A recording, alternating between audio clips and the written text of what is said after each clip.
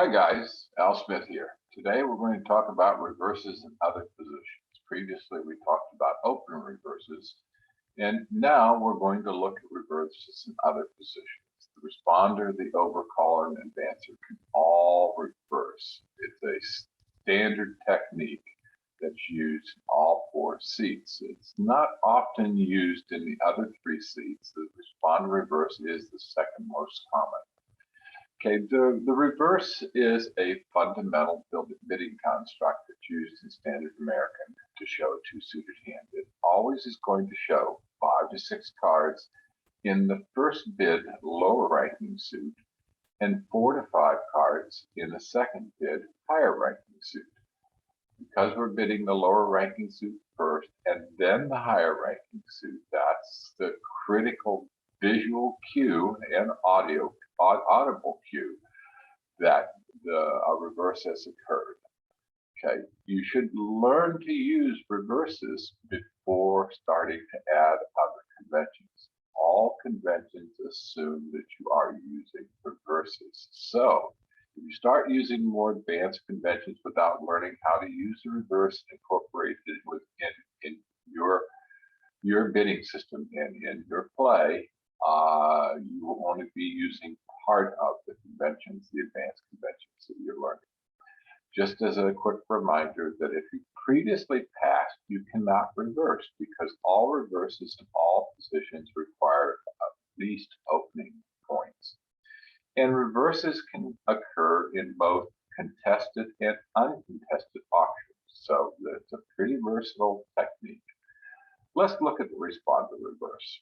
Now, remember, the responder is the partner of the opener. All right. Now, our responder can show reverse if they have 12 plus points. Remember, the responder is unlimited if they bid a new suit. For example, the opener bids 1 club and the responder bids 1 diamond. So they've got 4 plus diamonds and 12 plus points. That's remember, that's 12 plus points. They could have 20 points.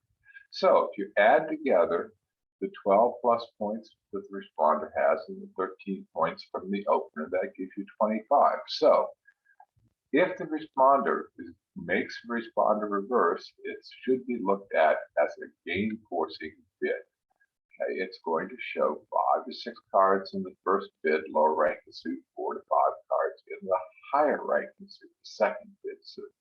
And it is 1 round forcing. Now, because you should really look at that most of the time it's going to be game forcing. Generally forcing to 3 no trump or to 4 level of suit contract. Remember, 4 level of the suit contract, 3 and above, 3 no trump and above is considered to be a game level. Even though 4 clubs and 4 diamonds is not a game bid, consider them to be passable after a game forcing bid. One of the exceptions, or really the only exception, where a reverse is not game forcing is if there's an obvious misfit between 2 partners. And with a little bit of experience, you'll be able to detect those. And another thing to note is that if you're going to use the waltz convention to bypass 4 plus diamonds, it's mandatory that you be using responder reverse. The waltz convention makes no sense unless you're using the responder reverse. Look at the lesson on the waltz convention to understand the implications here. Okay. A responder can reverse at the 2, 3, or even the 4 level with sufficient points depending on the bidding sequence that has occurred. Let's look at a couple of examples. Okay, in an uncontested auction, your partner opens, in this example, your partner opens 1 club. The opponent passes and you bid 1 diamond. It says, hey partner, I've got 4 plus diamonds and 6 plus points. That's all it says. And your partner comes back, the opener, and bids 2 clubs, indicating that they've got 5 plus clubs. But now they're denied having a 4-card major because they didn't bid it. Okay, it comes back around to you and you bid 2 hearts hearts or two spades. In this case, this would be a reverse. It would show that you have 4 to 6 diamonds, 4 to 5 hearts, we'll assume the 2 hearts, and 12 plus length points. So what it does is establishes a game forcing auction. Also shows that you have a control, probable control in the suit reversed in. So not only does it show the shape of your hand, it also is an opening invitation to bid in no trump. Another second example here, instead of your partner opens 1 diamond, you bid a heart as the responder, and the opener bids 1 no trump. This denies having 4 spades and shows 12 to 14 high card points. It also should show 2 hearts. Okay, 2 to 3 hearts. Now, as the responder, you've got 12 plus points. You've got 4 to 6 hearts. You've got 5 to 6 hearts. You've got 4 to 5 spades. You can do a reverse with 12 plus points. So I'm not going to go through all of these, but it is in essence showing a particular shape in a certain number of points. And what I'm trying to point out here is what you're seeing is the bid of a lower ranking suit than the bid of a higher ranking suit. That shows that the responder is reversing. In these 2 examples, it shows the reverse occurring in a contested auction. The opponent jumped into the bidding with 1 diamond. You, as the responder, can still reverse. And it's exactly the same if the bidding sequence requires you to bid at the 3 level. You can still reverse. So you can see how it would work in an uncontested auction and in a contested auction where the responder can reverse. All right, let's look at a couple of examples make things a lot more clear. Okay, let's look at this one. In this first hand, your partner has opened 1 club. You bid 1 heart. Yeah, you've got 4, 8, 11, 13, 14 high card points, 15 with 15 length points. You get 1 length point for that 5th heart. Okay, so you bid 1 heart. And you got, hey, I've got these spades. I hope my partner bids 1 spade. But lo and behold, your partner bids 2 clubs. All right, so what do you want to do? Well, you've got the right shape for reverse. You've got 5 hearts and 4 spades. So 5 cards in the lower ranking suit, 4 cards in the higher ranking suit. You've got 15 plus, you've got 15 length points. How many do you need for a reverse? 12 for the responder reverse. So you've got plenty of points. Okay, now what you're going to do is bid 2 spades, which is a responder reverse. Well, what does this do for you?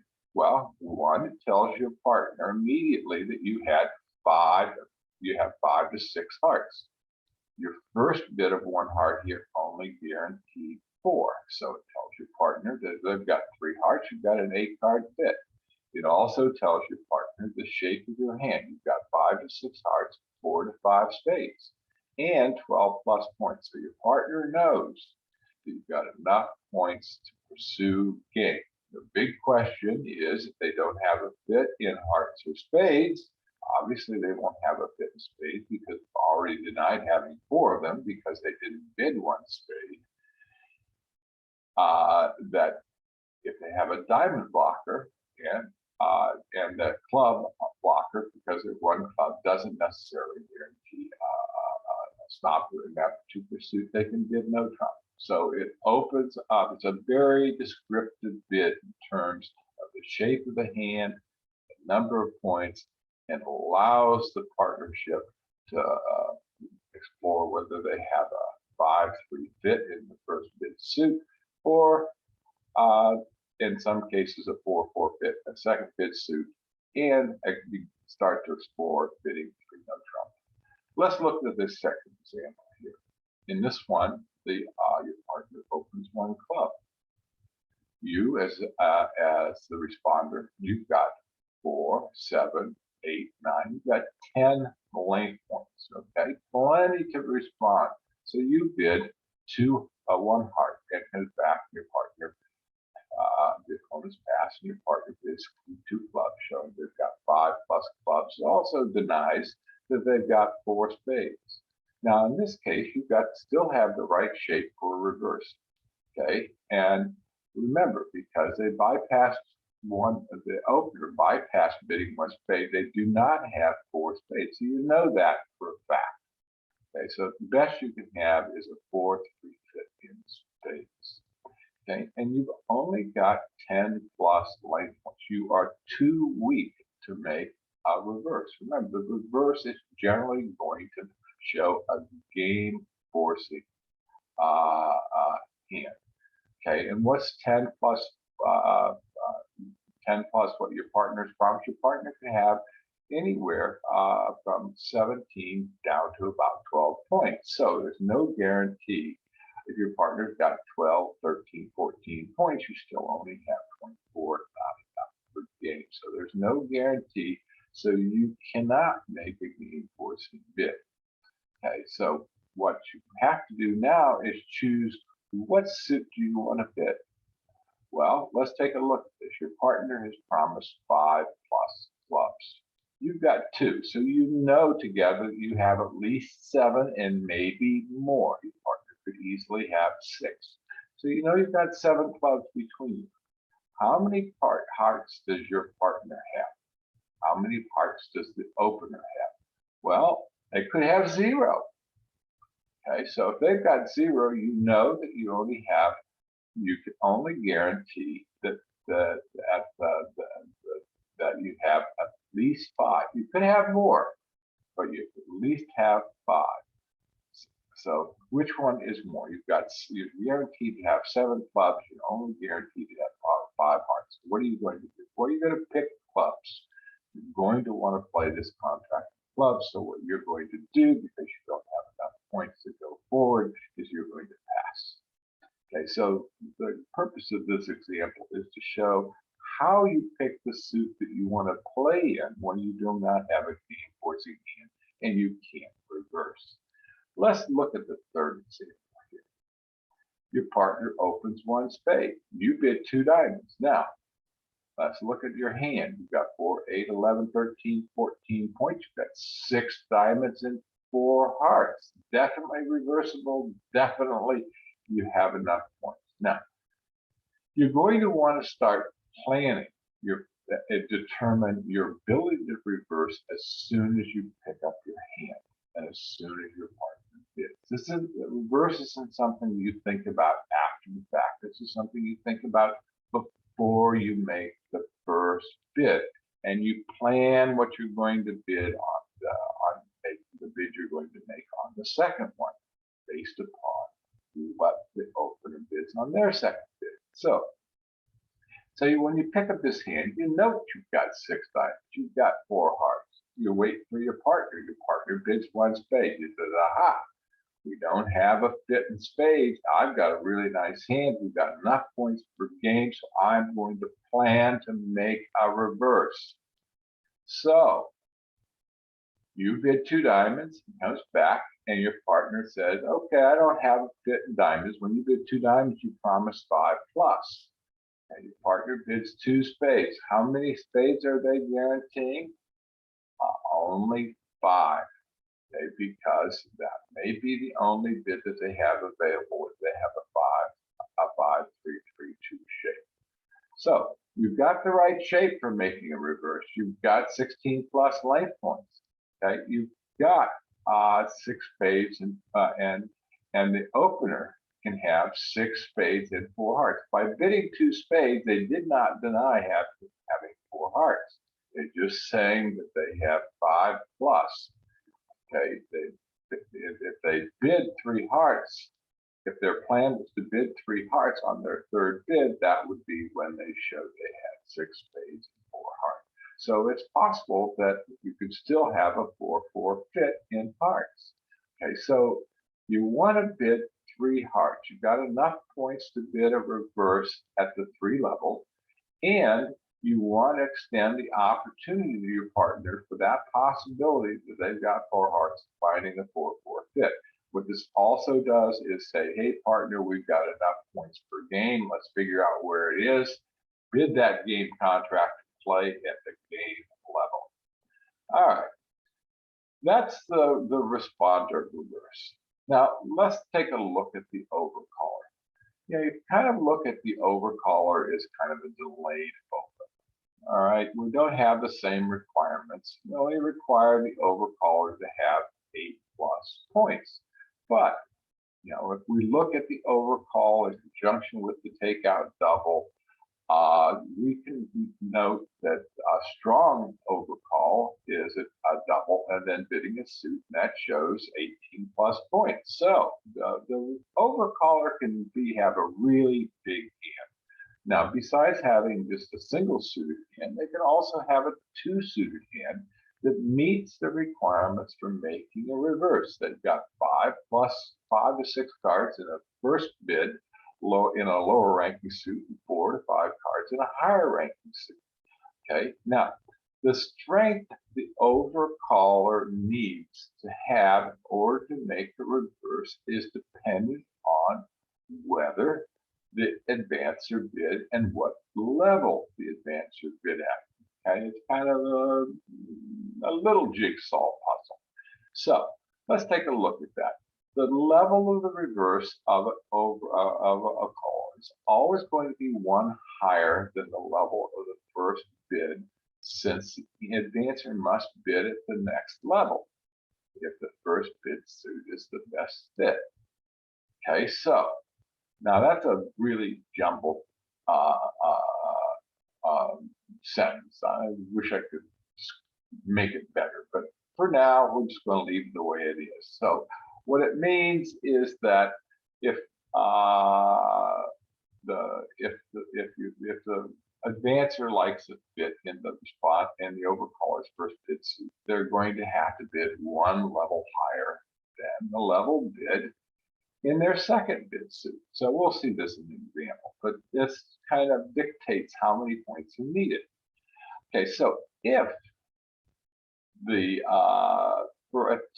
if the overcaller can reverse at the 2 level, okay, the overcaller only needs 12+ points to make the bid. Now, there's another thing here is that since the overcaller is like an opener, but with less point, we're going to use 2, 3, 4. The overcaller is going to use 2, 3, 4 when they're laying out their plan to determine if they're strong enough to make a reverse, and if they're only going to plan to do a reverse if their 2, 3, 4 result is greater than or equal to 2. Okay, so that's if they're going to do a 2-level reverse. And you look at this and say, okay, the advancer promised 8 points because they bid something. They're in essence saying they've got an equal or better overcall to what the overcaller did. So when we go 8 plus 12 is 20. So we need to have at least 20 points to reverse at the 2 level between the 2 teams. Okay, so that 20 points becomes a safe. Having 20 points makes, in conjunction with the 2, 3, 4, makes it a safe bid.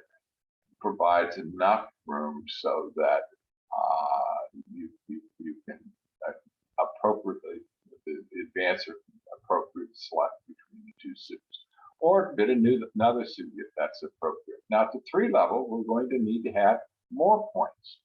If you're going to reverse the 3 level, you're in essence forcing your partner to bid to the 4 level. So, okay, if you're going to play at the 4 level, you'd like to have 25 points, but we're going to split the baby in half here and allow you to do 15 plus points because the advancer is guaranteed 8+. All right, so the average is probably going to be 10. So half the time you're going to be right, half the time you're going to be wrong. But you still want to use the overcaller reverse to show the shape of the hand and the points. Okay, now there is another situation where there is something called a super reverse if the advancer passes. That's the subject of another lesson, and that's also available online here. So I'm just going to defer that discussion to another time.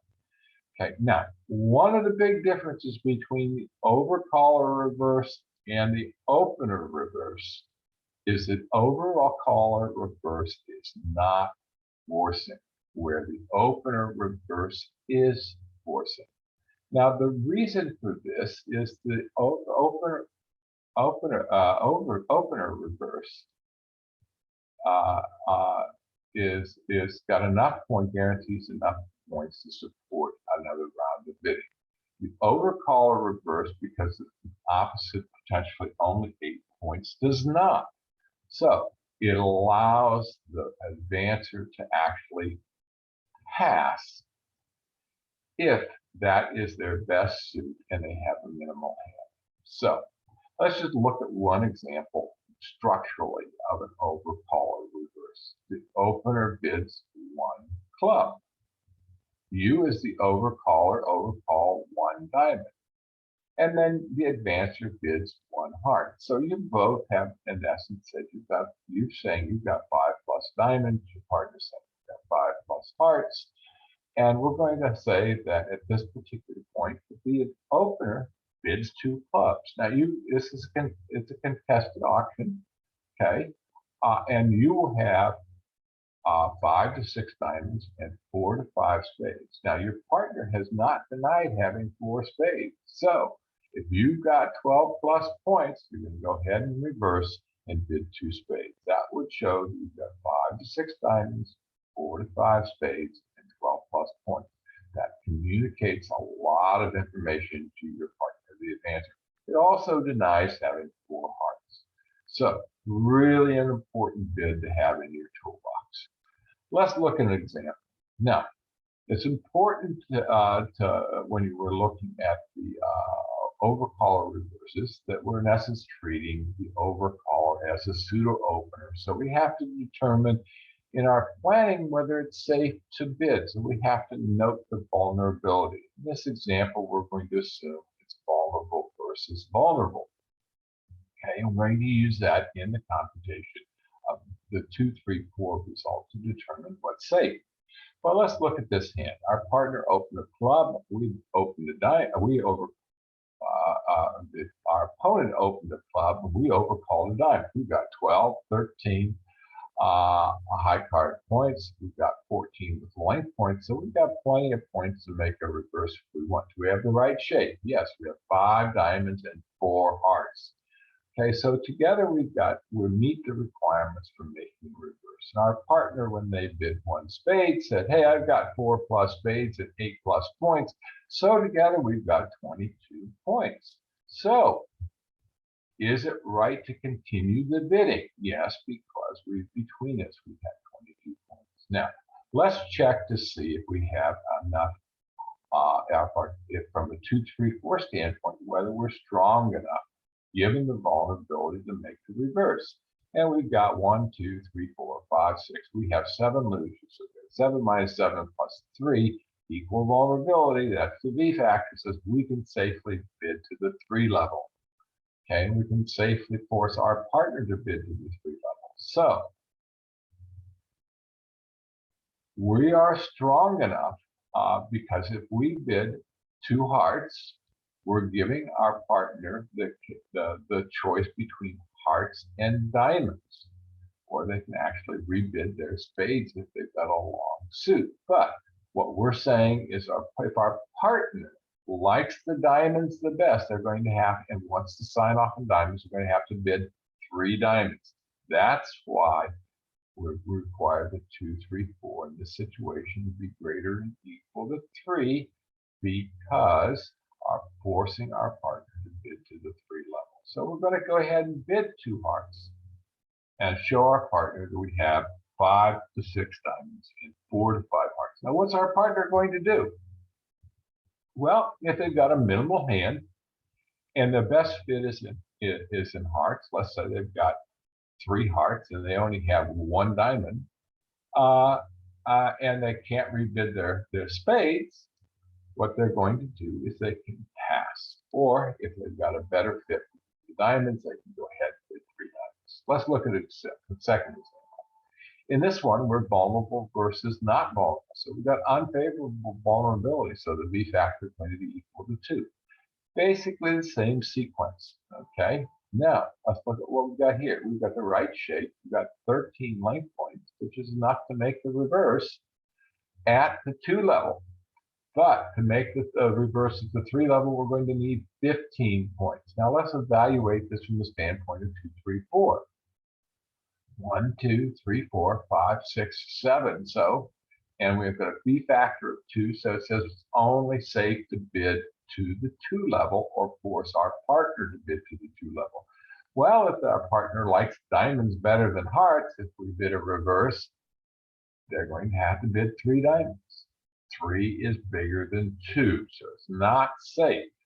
So what we're going to do, it's too weak to make the reverse. So what we're going to do is we're going to pass. We're going to run away and fight the battle another day. We're going to let the opponents play it 3 clubs. Okay, let's look at this one. Now, in this one, we've got favorable vulnerability. So the B factor is equal to 4. Note, B factor with equal vulnerability is 3, unfavorable vulnerability is 2, and favorable vulnerability is 4. So let's look at this one. Our partner, opponent opens 1 diamond, and let's look and do an inventory of our hand. We've got 2, 4, 6 hearts, and 4 spades. Hey, that's the right shape for a reverse. How many points do we have? Well, we got 15 lane points. 4, 8, 11, 13, 14, 15. We get 2 for the 5th and 6th heart. So we've got 15 lane points. So we bid 1 heart. We want to show those hearts to begin with. And then our partner bids 2 clubs. All right, now our partner has just shown they've got 5 plus clubs and 10 plus points. We're not too happy about them showing us they've got 5 plus clubs since we've only got a singleton, but we are really happy they've got 10 plus points. That says we've got 25 plus lane points. We probably have a game somewhere. So let's just take a quick computation of the 2, 3, 4. We've got 1, 2, 3, 4, 5 losers. So 7 minus 5 plus 4. It says 6. So we've got plenty of room and powerful enough to make a reverse. Remember, this doesn't say anything about us bidding the 6th level. All it says is it's greater and equal to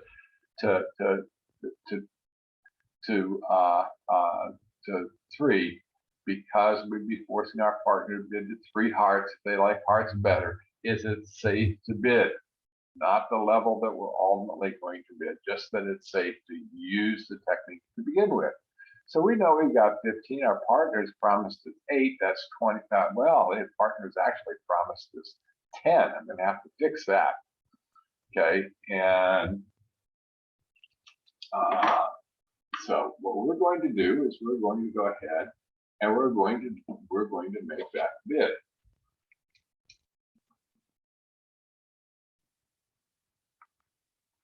Okay, we're going to bid the reverse. So what we've just shown our partners, we've got 5 to 6 hearts, and we've got 4 to 5 spades, and we've got 15 plus points. All right, now you're probably saying, well, how do we communicate to our partner exactly what the shape of our hand is and the number of points we've got? Well, that's there's a convention called Levensolf, which we can use after a reverse. And that's a rather advanced convention, and that's another lesson. I'm going to just leave that for another day. All right, finally, we have the advancer reverse. It's the same as the responder reverse, except it's kind of the reciprocal of that. You know, the responder has made the overcaller has made an overcall bid. Your partner, the overcaller, has made an overcall showing 5 plus cards and an 8 plus card suit, 8 plus point suit hand. So you've got a little bit of information. Now, in order for you the advancer to plan to make a reverse, you need to have at least the same requirements as the overcaller, because you're going to need to have 5 to 6 cards in a lower ranking suit, then 4 to 5 in a higher ranking suit, and then you're going to need to have at least 12 plus points or 15 plus points, depending on the level of the reverse that you'd be forcing your partner to bid to. Okay, it doesn't happen a whole bunch because you've had the opponent opened, showing 13 points. Your partner has overcalled, showing 8.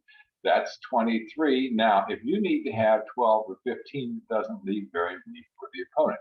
It does happen, but not real often. Just want to bring it in here to make sure that you understand that this does occur. You need to have the capability to show to your partner. So it generally is going to require 15 plus points. The advancer is going to have 15 plus length points in order to do it in advancer reverse. And also, just like the overcaller reverse, the advancer reverse is not forceful. All right. From a bidding sequence standpoint, you can see how it occurs in this bidding sequence. The opponent opens a club, your partner bids a diamond, you bid a heart. Hey, I've got 4 plus hearts. Okay, comes back around, the opponent bids 2 clubs. You've got 5 plus clubs, probably 6. And your partner now bids 2 diamonds, saying they've got probably 5 to 6 diamonds. Okay, and was encouraged because you responded. But now you've got 5 to 6 hearts and 4 to 5 spades. In order for you to reverse, you're going to have that shape plus 15 plus length points in order for it to be safe for your partner to bid at the 3 level. Okay, and you can see that if spades is the best fit, they can respond. We're going to be playing in what's called a Moisian fit. It could be a 4-3 fit. At best, it would be a 5-3 fit because you could have 4 to 5 spades. So, but if the hearts is the best one, they're going to have to go to 3 hearts. So you want to have that 15 points in order for your partner to be able safely to bid 3 hearts. Let's look at a couple of examples here. In this first one, it's vulnerable versus vulnerable. So the V factor is going to be equal to 3. Let's do an inventory of the advancer's hand. We've got 4, 8, 14, 15, 16 length points. Okay, got the right shape, got 5 hearts and 4 spades. So after the overcaller bids 1 diamond, the advancer says, okay, I've got a reversible hand. And says, lays out his plans. I'm going to bid 1 heart. The opponent then bids 2 clubs. All right, now your partner passes, indicating they probably don't have for one, they probably don't have 3 hearts, probably only have 2 or fewer hearts. Okay, but between you, you know that you've got 16 plus 8, you've got 24 points. You should have enough points to compete to the 2 level. You have tolerance for diamonds, so you know that you can actually play in diamonds. Okay, your partner is typically promised 5 by overcalling 1 diamond. So you're going to want to explore things. Okay, you're strong enough to do the reverse, so you bid 2 spades. You say, well, what's the value of bidding 2 spades when you know that your partner at most can only have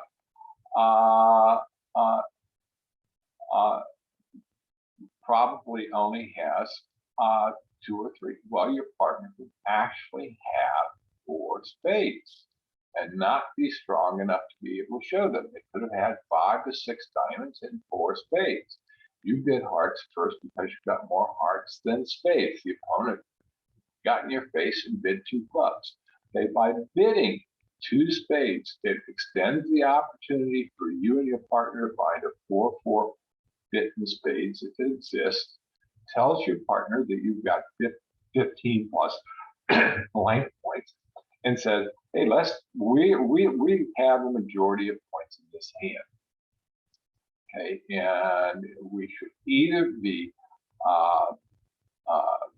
setting the contract in one of our 3 suits or doubling the opponent if they continue to bid to a higher level. So it opens the door to all sorts of possibilities by employing the advanced reverse, showing the shape of the hand and showing the points. Let's look at the second example here. Okay, in this one, we've got the right shape, but we're not quite as strong. Okay, we only have 13 length points, so we don't have enough points to force our partner to bid to the 3 level. Okay, and this one here, the opener jumped to 3 clubs, and what they're saying here is, hey, I've got 6 plus clubs, I've got probably 16 plus points, which makes it, if we bid, if we would reverse here by bidding 3 spades, our partner then would have to bid 4 hearts. We're just nowhere near strong enough to force our partner to bid to the 4 level if they have the best fit were in hearts. So in this one, we would judiciously pass.